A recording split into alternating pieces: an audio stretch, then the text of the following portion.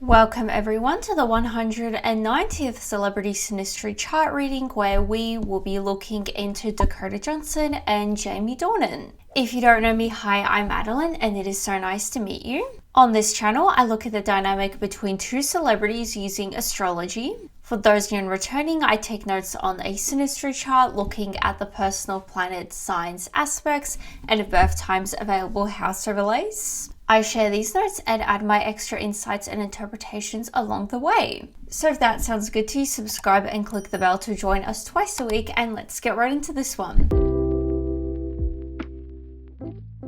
So starting off the sun, we have Dakota's sun in Libra and Jamie's sun in Taurus. These are both ruled by the planet Venus. It's an easy relationship and they're a socially popular couple in one way they are. They both avoid conflict as much as possible, and Jamie's stubbornness annoys Dakota. Dakota values social life more than Jamie. I wonder if maybe it's more she's more interested in the publicity side of things. Maybe I've seen, maybe it's because of the side of the, I don't know, internet I'm on or something like that. But I see a lot more of like, you know, those viral memes with Dakota and everything. I haven't seen really anything, I would say, with Jamie. So I wonder if maybe Dakota is a bit more on top of things when it comes to like publicity and things like that. They both appreciate aesthetics but have different tastes. Jamie's sun overlaid in Dakota's 4th house. There's a sense of familiarity and Dakota trusts Jamie deeply. I would hope so. For such an intimate film to film with someone, you know, I would hope Dakota would have some level of trust and security. There's a strong desire to live together, which in these sort of couples, I normally read that as like, obviously, like as actors, they would probably want to be on set together, like, you know, in a stable location. You know, I'm imagining like sort of trailer sort of situation rather than like they're, you know, touring, you know, frequently traveling for the set of the film, the more stable on location, if that makes sense. Dakota feels secure with Jamie and Jamie feels they belong together, probably in like a film couple sense, obviously. But like, you know, you get those actors that are sort of like, they're not couples, but they're very like, you know, they have this very sort of like famous partnership, you could say. You know, like I'm thinking of like, you know, Jennifer Lawrence, like Bradley Cooper, they were a thing. There are definitely some other ones. Why can I not think? It's always when you need to think of them that you can't. But, you know, you have those like couples like, you know, in Hollywood, they're not like actual couples, but, you know, in movies, they are this sort of like great dynamic. So I wonder if maybe that is how Jamie views Dakota. Jamie is very protective of Dakota and they are both committed to each other. Dakota's sun conjunct Jamie's Saturn. They need to make time for fun. I mean, it's just understandable that they wouldn't though, because they're like colleagues, you know, they're working together. I don't know if they are sort of like friends outside of the film, but this to me makes me think not so much. Dakota is resentful of Jamie and they can overcome obstacles together. The relationship strengthens over the years, which I think is testament to like these two making these like films over the years. They are able to depend on each other and Jamie needs to learn to stop being so critical. Jamie can be threatened by Dakota's individuality interests. She seems to be a bit more like present. Like we're seeing like she has this individuality and she seems to value social life more. Like she's a bit more like extroverted per se. Or I guess maybe prioritizing fame, which I think makes sense because this is kind of how the world discovered Dakota Johnson through these films, which I don't know if I can say on YouTube. We all know why we're here though. But I think with Jamie, he's had a bit more of a longer career, I believe. So I don't think he would be necessarily trying to be as much of an individual and like valuing, like putting himself out there as much. Dakota's vitality diminishes after being with Jamie. That's not good. Dakota needs to learn to not be so sensitive to criticism and they both feel they can have a stable relationship. Which in a sense they did. The movie franchise was successful and everything. Jamie's sun is sextile Dakota's Jupiter. Jamie energizes Dakota and they are good travel companions. Dakota is generous with Jamie and mutual respect remains after the end. Yeah, from what we're seeing so far, I feel like they were, you know, obviously colleagues on set, but it doesn't seem like they have this like great enduring friendship so far. They both want to make the other happy and Dakota opens up new doors for Jamie. That's interesting. I mean, she does have more like Hollywood ties, doesn't she? Like she comes from a long line of, that she's like a Nepo baby, Nepo grandchild, I would say. She comes from a weird line. Or I should say old line, like very like Hollywood royalty in a sense. So I wonder if that way maybe she opens up new doors for Jamie, because Jamie, I don't believe he's as involved in the Hollywood stuff as far as I know. Dakota boosts Jamie's confidence, and Dakota frequently gives Jamie the benefit of the doubt. Interesting. Jamie's sun at Trine Dakota's Saturn. They work well together and they have a sensible relationship. Dakota is loyal to Jamie, and Dakota guides Jamie with her wisdom. So she has something as well. I assume it is with that old Hollywood like connection she has or something like that.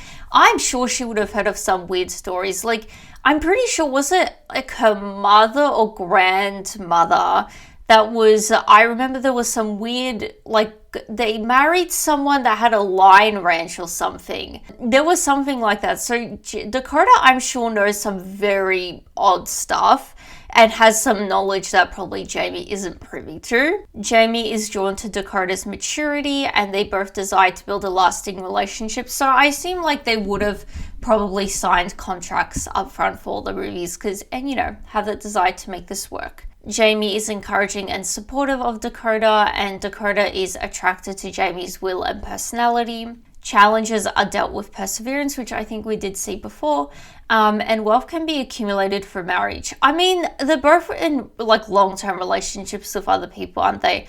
But that would have been a crazy marriage if they actually got married. I mean, I guess you could read this also in a sense, because they got married in the movies, didn't they? That, movie would have made a lot of money. They all made lots of money. So I wonder if maybe the film where they got married made the most money and most wealth was accumulated. Jamie's sun at Trine Dakota's Neptune. It's tolerant and forgiving, and they have a romantic and spiritual bond. Jamie strengthens Dakota's ego, and they're attuned to each other's feelings. I'm sure they would be. Like, as actors, I'm sure you would have to be quite perceptive of other people. Dakota inspires Jamie to be creative. Jamie's sun opposite Dakota's Pluto. It's a relationship of growth, and it feels fated. It's a bond that is not easily broken. I mean, I'm seeing contracts. Like, that's the way I'm interpreting this. Like, I feel like a lot of the points we're seeing here, it is like, very practical.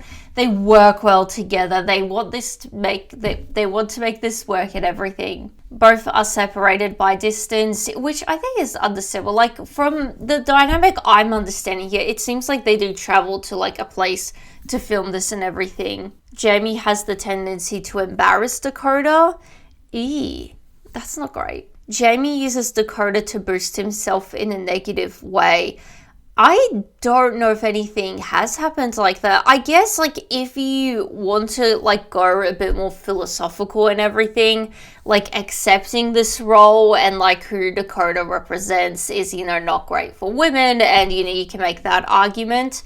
But I don't know if Jamie himself has done anything, like, specifically to Dakota or anything, besides the more symbolic thing you could see with the characters they play. Now for the intermission. This video is brought to you by me, my Etsy store, Adeline the Astrologer.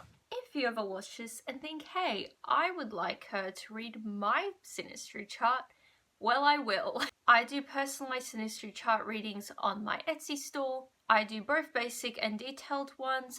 The basic ones are a bit more simple to understand and really good for those just beginning out in astrology, getting their heads around it, or just as a fun gift idea. The detailed readings are very similar to what I do here, so it's a lot of it just with my insights and interpretation on the chart. So if you're interested in that and everything else, astrology and tarot, readings and gifts, definitely check out my Etsy store for that. I'm always releasing new other things there as well. And you can even just favorite the store just to support me for free. Thank you for listening, and let's get back to the reading. So now it's time for moon. We have Dakota's moon in Sagittarius and Jamie's moon in Leo. These are both fire signs. They reinforce each other's optimism and they're emotionally harmonious. They enjoy playing sports together, and Jamie is easily offended by Dakota. Dakota finds it difficult to be loyal to Jamie.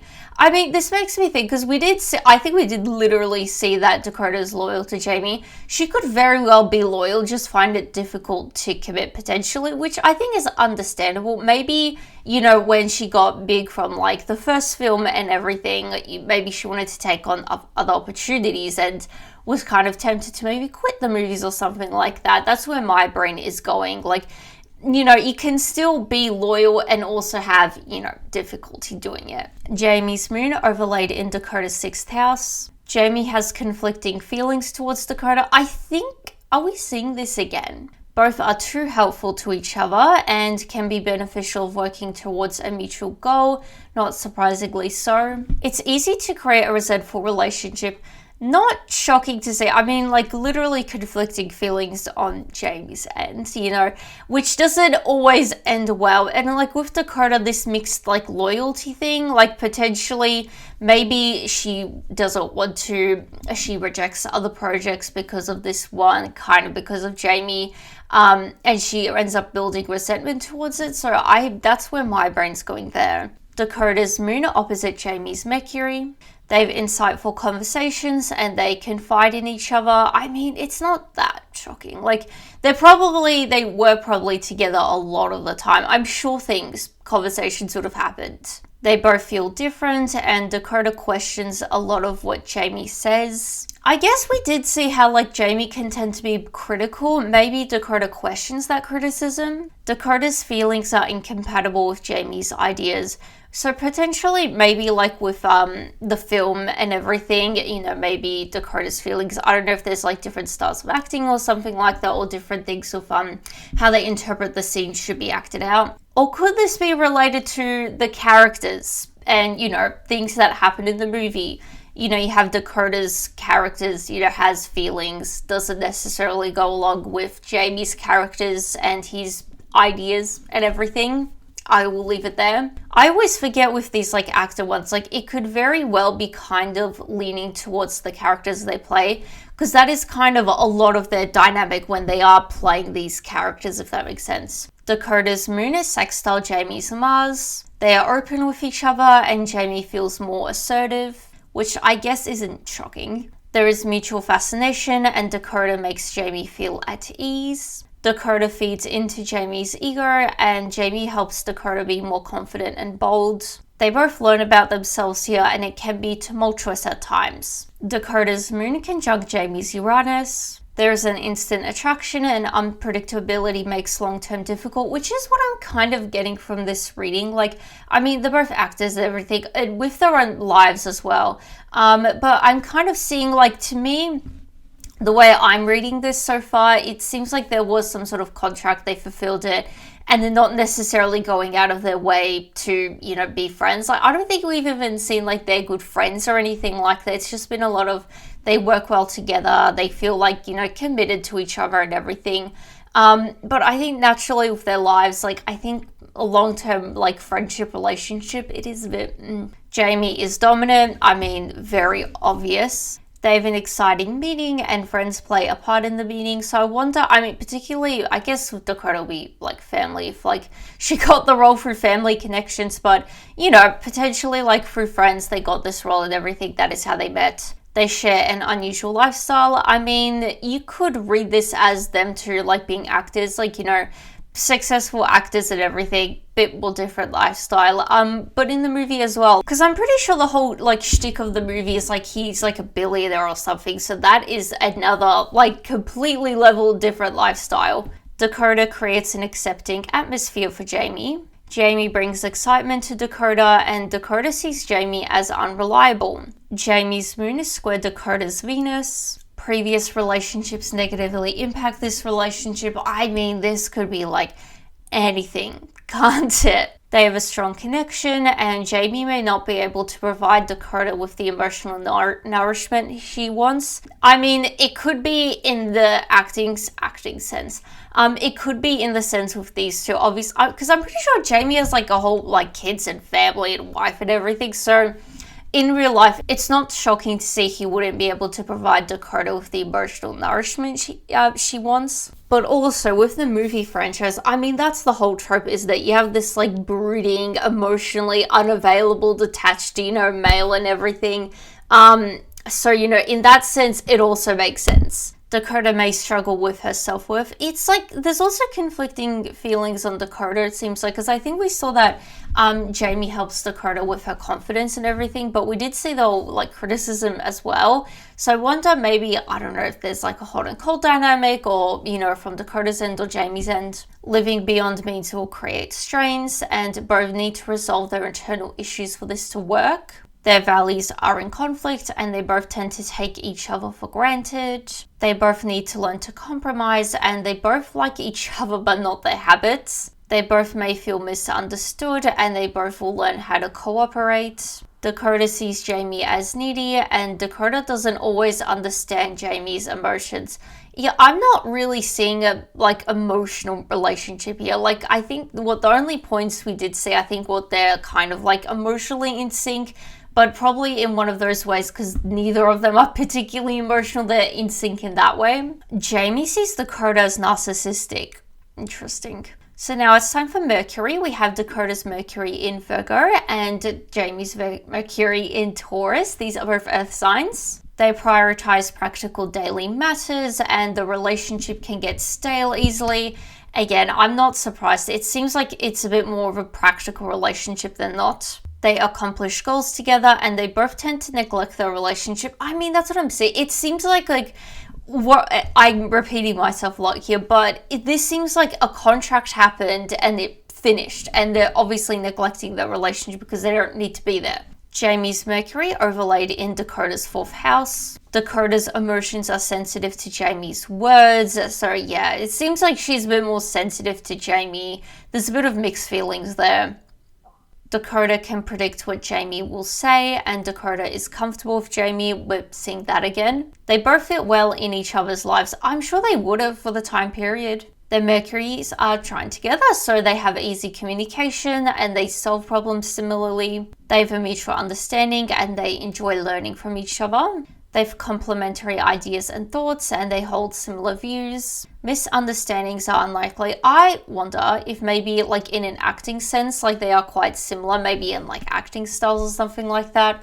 Because we did see their values are in conflict, and the whole idea that they both like each other but not their habits. Maybe like as people they are quite similar and everything, but there are those certain things that will just like conflict. Dakota's Mercury opposite Jamie's Venus. Jamie feels Dakota doesn't consider his feelings. Maybe that's why he views her as narcissistic. Maybe she's too into herself. It's an intellectually stimulating relationship, and they cut each other off, which could be communication wise, but maybe it is a, like relationship thing. Like, again, neglecting the relationship, but we are seeing this idea that they, have this commitment to each other, they work well together. They both feel the other is self-centered, and they're drawn to each other's differences. Dakota may see Jamie as lacking depth, and it's a relationship of growth.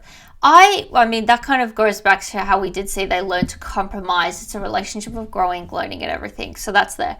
But Dakota seeing Jamie as lacking depth, I think we did see how, like, Dakota's feelings and Jamie's ideas contrast.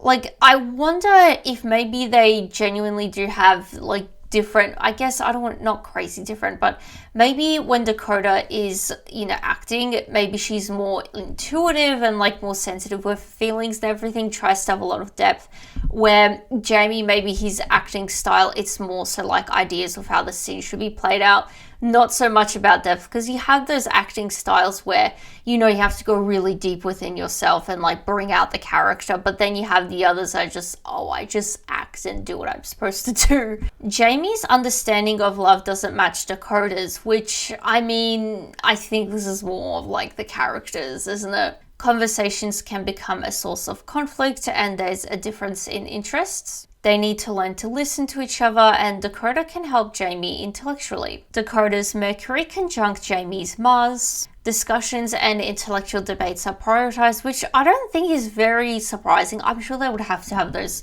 what do you call them? Like circle talks. There is like an acting term of like where you talk about like the characters and where they go in the story and everything. There's like writing table. It's something like that where, you know, so it would be literally part of their career probably. I'm sure it would have been like a big part of the movie as well, especially like because it came out, you know, in the time where I think it was around the Me Too movement and everything, like that sort of like gray area, like transitional period where I'm from. Some may say we are still in that, but it was when, you know, matters of like consent were starting to get talked about when this movie was being released. So I wonder if maybe those things were prioritized as much as like the acting side of things. That's where my brain went there with that. Dakota is vocal about her fantasies of Jamie. You could read this as Dakota as an actress or in the movie. Dakota sees Jamie as irritable and Jamie feels frustrated with Dakota. Dakota's Mercury squared Jamie's Neptune. They think creatively around each other and Dakota misunderstands Jamie. They both need to be clearer with communication and Dakota sees Jamie as abstract. I mean, there is a bit of an abstract thing because, again, mixed things of like the confidence and criticism thing for Dakota. So I wonder if maybe Jamie's just very vague in his communication. Jamie feels misunderstood by Dakota and Jamie sees Dakota as practical and logical. Dakota's trust for Jamie fades and Jamie feels limited by Dakota. Again, this just makes me think like I think they made it work while they needed to work, but it doesn't seem like they're necessarily like, you know, best friends after the movie or anything like that. Jamie's Mercury opposite Dakota's Venus. This is a repeated aspect, just inverted. So everything from before is further emphasized, but also Dakota feels Jamie doesn't consider her feelings.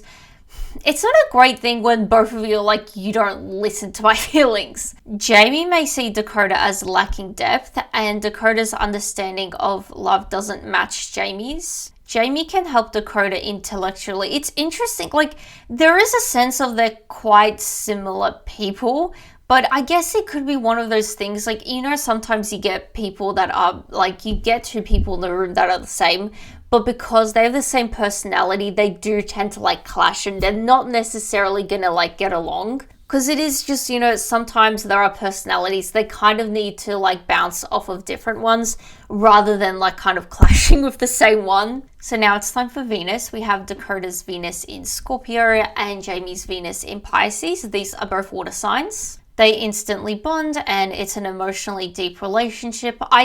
This has to be, I mean, even in the movie, they're not even emotionally deep. So I don't know where this is. I kind of want to cancel it out because everything else we've seen and also haven't seen, we haven't seen a whole lot of emotions. Like some readings we do here, it's constant emotions, but this one, there hasn't been anything. Dakota may be threatened by Jamie and Jamie appreciates Dakota's intensity. They have common ground. Jamie's Venus overlaid in Dakota's second house. Jamie is focused on what he can get out of this relationship. Maybe that's why, because I think we saw in the beginning as well that Dakota feels threatened by Jamie, I think it was. Something like that.